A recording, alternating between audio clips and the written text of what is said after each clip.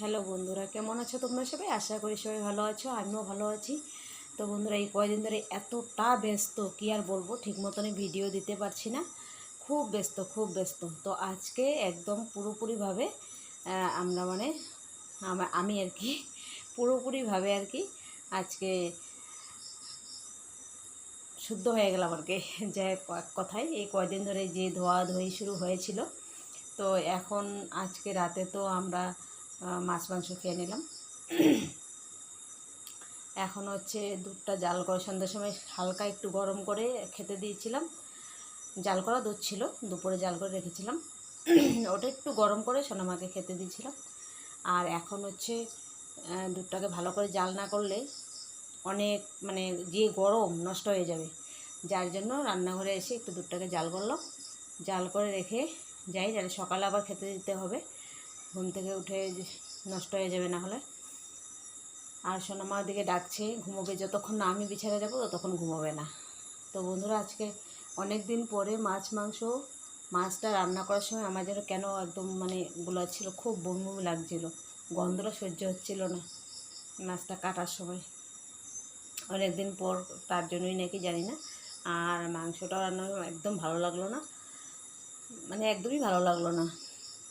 যেমন বানিয়েছি, ছেলেও সে খায়নি, একটু খেয়েছি, আমিও একটু মাত্র মুখে দিয়েছি, বাকিটা সব রয়ে গেছে।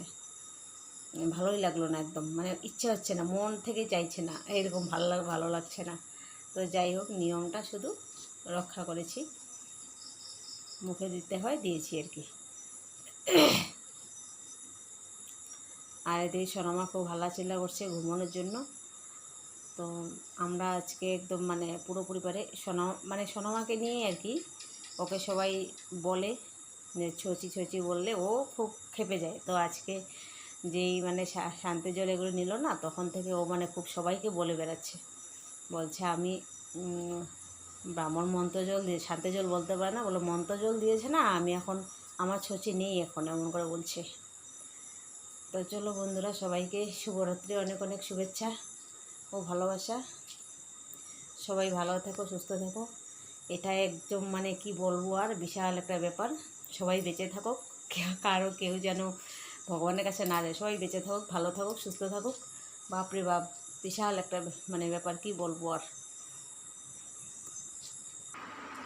তো বন্ধুরা দেখো, এতক্ষণ আমাকে ডাকতে ডাকতে সোনামা এখন দাদার সাথে এসে একা একাই আমাকে ডাকতে ডাকতে ঘুমিয়ে পড়েছে।